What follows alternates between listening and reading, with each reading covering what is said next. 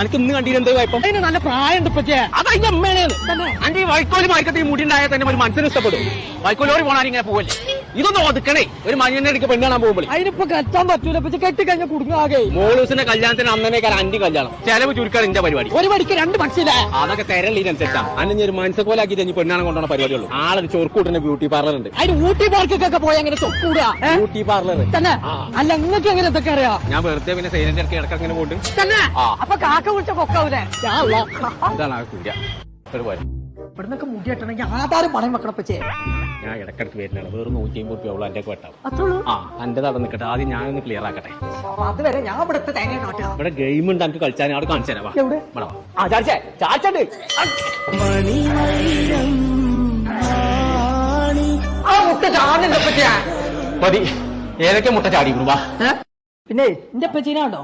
എപ്പച്ചല്ലത് ഏത് ഇതല്ലേ കോയാക്ക് വന്നില്ല എന്റെ ഇപ്പൊ.